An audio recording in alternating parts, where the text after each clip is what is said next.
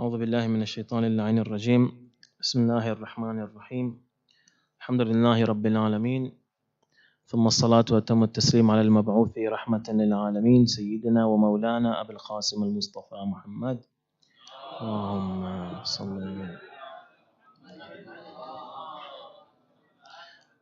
وعلى آل بيته الطيبين الطاهرين المعصومين لا سيما بقية الله في الأرضين روحي وأرواح العالمين لتراب مختمه الفداء أما بعد فقد قال الله عز وجل في محكم كتابه العزيز بسم الله الرحمن الرحيم أفلا يتدبرون القرآن أم على قلوب أقفالها صدق الله العلي العظيم صلى الله على محمد وعلى محمد اللهم صل على Yesterday I started the topic of tadabbur, contemplating on the Holy Qur'an, and I would like to start with a very short recap and then continue, because some of the mu'mineen were telling me that the final stages concerning tadabbur, you mentioned them in a quick hurry, and I did not intend to just mention them and just continue and to end my topic. In fact, actually, that was a small flash concerning what was to come, inshaAllah.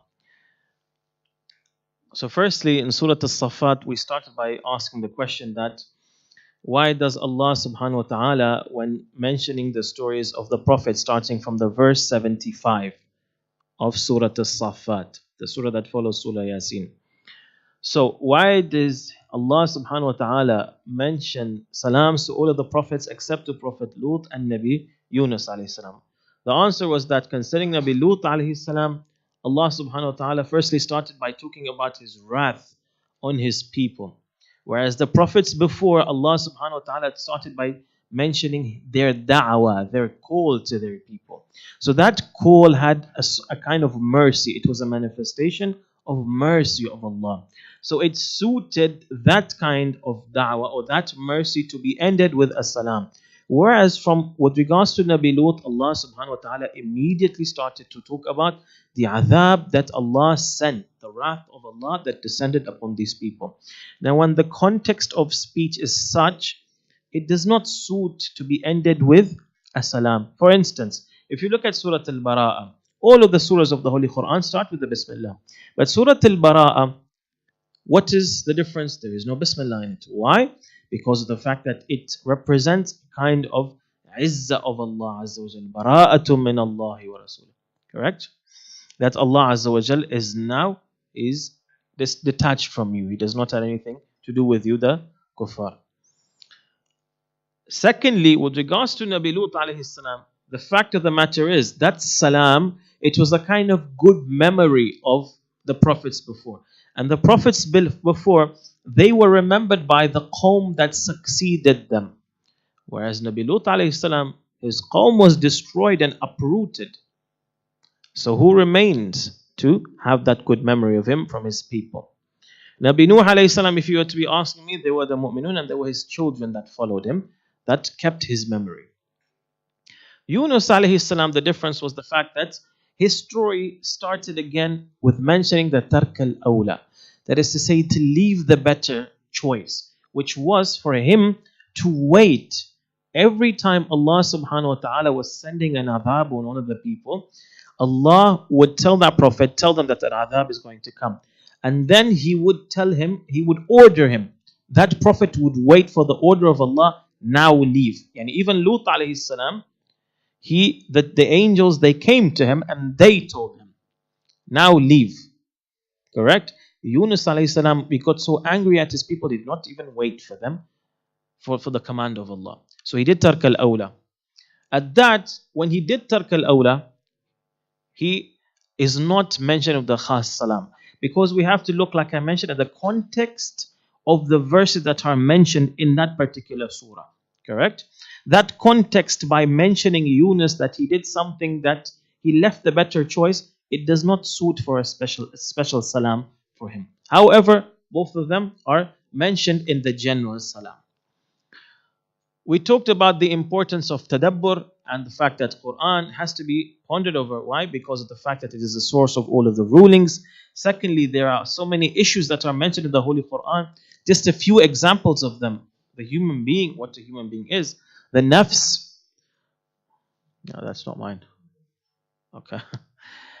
The fitra, human values, human nature, social affairs, principles, values, yani social values, etc., etc. Science, creation, the heavens, the skies. Secondly, pondering, or thirdly, pondering leads to enlightenment and knowledge, thinking. Yani thinking about one idea will open the door for other ideas or other details for you. The Qur'an is also the path to development and happiness. But a question now over here before I go to that slide. If you could open, now I believe the brothers, they haven't guided me, but the Mentimeter, I believe, that's the application that's used, correct? Fine. If you could open that application and kindly answer the question that what does at-tadabbur mean? Now just to see, this is something that I mentioned yesterday. So there are 4 options. Please, you have a minute or so, kindly. Yes. Menti.com, use this code, please. What is the meaning of tadabbur?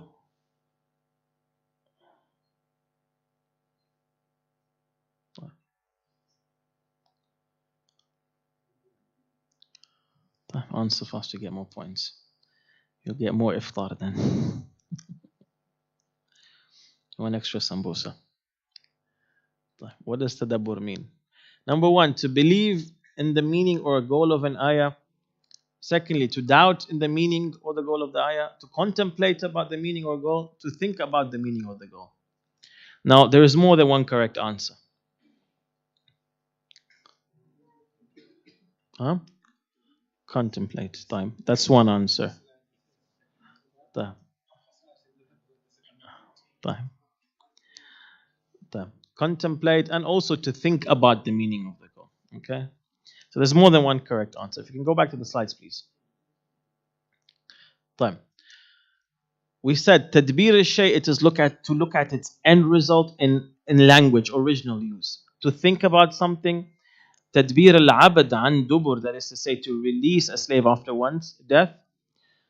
Terminologically, it is to ponder over the meaning of a verse, to look at the reason of why, considering why it was revealed, to look at its meaning and the context of the verse, before, after, what is the general gist that is being mentioned, and what end goal does it bear, what lesson does it bear, what does it want to teach me. Now, the stages of pondering the Holy Qur'an, this is what we left off yesterday. First of all, these are 6 stages. And I mentioned the 7th stage, which I will not go into.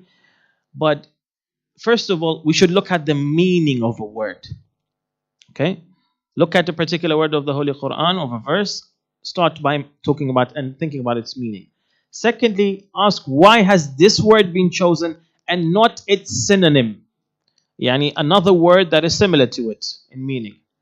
Thirdly, look at the position of the word. Where is it mentioned in the beginning, first, end of the ayah? Would the meaning change if it's mentioned in the middle or it's mentioned in another position? Would the meaning of the verse change? Look at its outer appearance. Is it singular, masculine? Is it definite, indefinite? Does it have a in it, or does it say the before it? Is it singular, plural, or dual sometimes in the Arabic language? 5, look at the context of the meaning. Yani how quickly or how slowly does the verse before and after it move in terms of the meaning? And how quick is this verse? How does that meaning, how is it presented to me?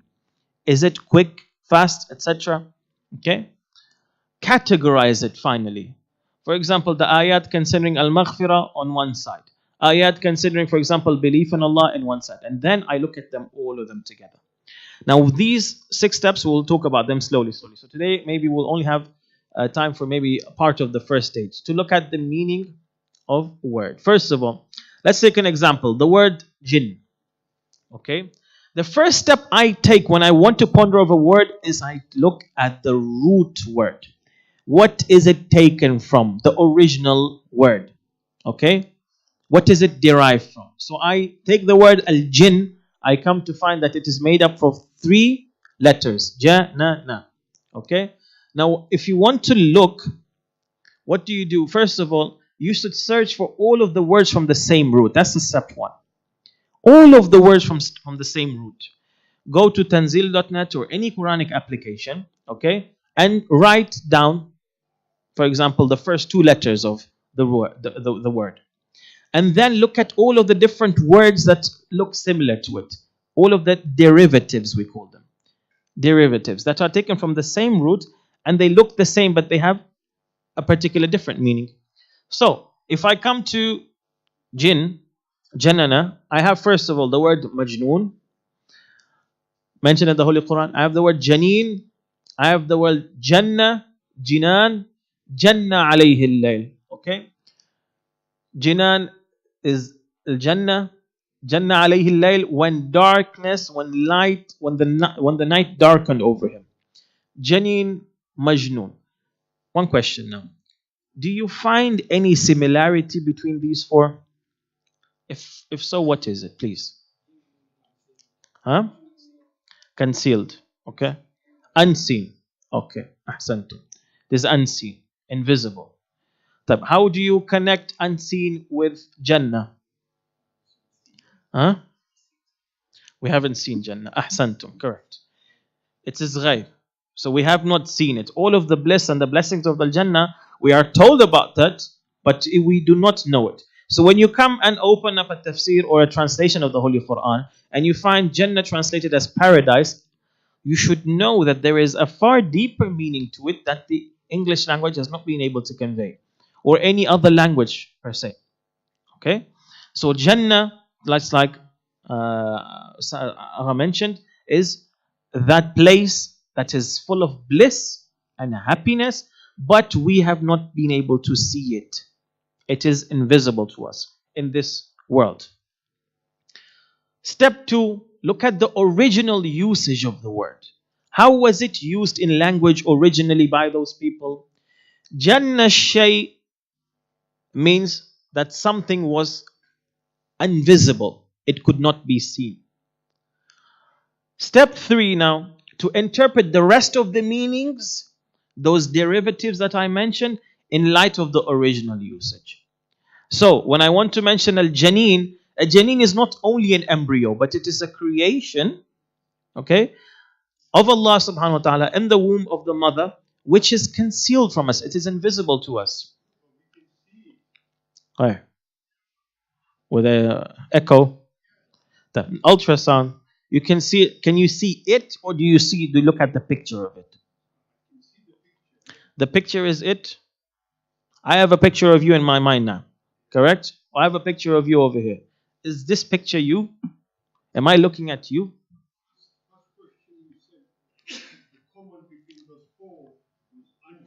Correct. Invisible.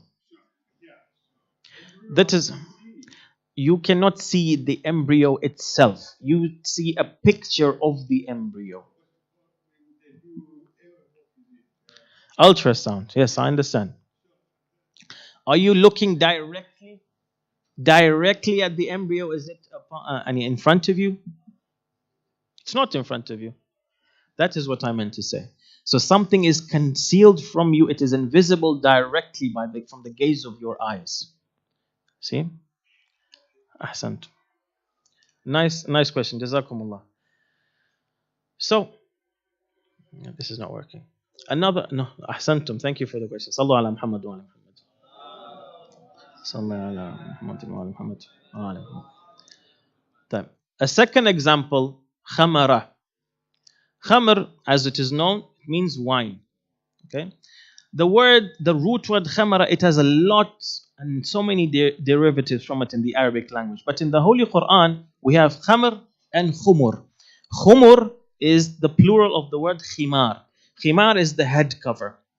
Okay? The head cover of a woman. Now, what is the original usage of this word? To cover and to conceal something. Before that, when we looked at the word that came before it, Jannah, it's something that was covered but has now become invisible. That is something that is invisible. The effect. Over here, I'm looking at the cause, if you understand. To conceal something. Khamar al-shay. Now, khamar, what does it do? It covers your intellect, it covers your mind, your senses, due to intoxication. You can't see right from wrong anymore. So that is why it was called khamr, not only wine. And al-khimar, it also covers the head of the woman. Okay. Another example, final example, I think, maybe our time must have ended. بسم الله الرحمن الرحيم ما كان إبراهيم يهوديا ولا نصرانيا ولكن كان حنيفا مسلما وما كان من المشركين. Okay. The word over here that I want to look at is the word Hanif. Now look at this translation. This is one of the translations that I have not been able to translate. 4 more minutes? Okay, Ahsant. Ibrahim alayhi salam was neither a Jew nor a Christian. He was a Hanif, a Muslim. Okay? And he was not among the polytheists. Okay. If I look at the Holy Qur'an, there is again, step 1, starting from the same root word. Another application. In the Holy Qur'an, we have the word Hunafa mentioned as well. Correct? Hunafa. We have the word Hanif, like I mentioned, considering Nabi Ibrahim alayhi salam, and also considering the deen itself, also mentioned as Hanif. So I found those similar words that are derived from that same root word in the Holy Quran. Secondly, now I go to the original usage. Al-Hanaf was a kind of abnormality on the sole of one's foot. Okay? A swelling. This would lead one not be able to stand properly, so he would incline. He would not be able to stand properly. Rijlun Hanfa is an inclined leg. Okay? Hawanif or Hanfa is a bow. Why? Because of the fact that it is curved. Tahannafa ila shay, that means one is inclined towards something. He bends, he turns towards something. Now I take this to my original meaning. Nabi Ibrahim alayhi salam, he was inclined and he bended towards tawhid and the true principles, and he was leaning away from falsehood. Now what was that driving force towards being inclined towards tawhid? It was his aql and al-fitra. It is as if they were pushing him. So when I understand and I look at the word Hanif, this is because the fact that Nabi Ibrahim alayhi salam had that salim, that sound fitra and aql. Yes, please. This original usage, you have to go back to the books of language, of dictionaries. Okay, original dictionaries. Now, one of the good things is that today with Google Translate, even if you're not well versed in Arabic, but if you're able to find the text of any of the original books of or original dictionaries of Arabic that mention the original usage, the etymology, just Google it. Let Google translate it for you, and you'll be able to see. Okay. If Maulana Google is not able to, you hold on to another Maulana. So then you ask him, inshallah. Fine. This is what the word that I asked yesterday, Hasana. Was anybody able to have a look at any of the words that are derived from Hasana that I mentioned? Okay. No, this is actually an open question now, Okay. Yes, it's an open question. That what does Hasana mean? Good. Okay. Beauty. Ahsant. Beauty. Anything else? Favorite from Ahsan. Okay. Any of the other derivatives where you'll be able to look at it, for example, Muhsin. What is al-Muhsin? Who does good? Ahsantum. Fine. If you can go back to the slides, please. So these are the derivatives that were mentioned in the Holy Quran. Okay. Hasan, Hasanat, Muhsin, Muhsinin, Muhsinat, Ihsan, Husn, Husnu Ma'ab, Hasana, Ahsana, Al-Husna, and Hasunat. Fine. Finished? So we'll just look at a couple of the meanings of the original and we'll end with this, inshallah. Number one of the original meanings of Al-Hasan is a smooth, high mountain that does not have any cracks. Excuse me for English mistake. That does not have any cracks. Hasun al-shay, it was beautiful. Opposite to ugliness. Ugliness, it is not something existent. And there is not such thing outside that exists that is ugly. No, it is the absence of beauty. So beauty is something that has different degrees. Correct? The higher you go, the lesser ugliness there will be. So the higher and the more beautiful or more hasan something is, the less ugliness there will be. Now, what are the things that make something beautiful? Everything that makes one happy and desired, that makes something happy and desired, either due to an intellectual factor, yani I like this topic, I like to hear it, so this topic is hasan to me, or it is related to my desire. For example, I like to go to a particular place or to eat at a particular restaurant. Sense related, I like to look at, for example, the shrine of Amir al-Mu'mineen sallallahu alayhi. Okay, Allahumma salli ala Muhammadin wa ala Muhammad. Normally, al-hasan is something that is desired by one's eyes, whereas in the Holy Qur'an, al-hasan has been used that it's something that is desirable to one's basira, to your insight. Allah subhanahu wa ta'ala says, Bismillahir Rahmanir Rahim, الَّذِينَ يَسْتَمِعُونَ الْقَوْلَ فَيَتَّبِعُونَ أَحْسَنَ. They who are guided, they follow the best interpretation, yani that which is farthest from any doubts and shubuhat. Okay? So, inshallah, unfortunately, our time has ended. Inshallah, we'll continue with the meanings of ihsan tomorrow. I request that those, please, brothers, who have any questions, even during the lecture, to ask them tomorrow as well.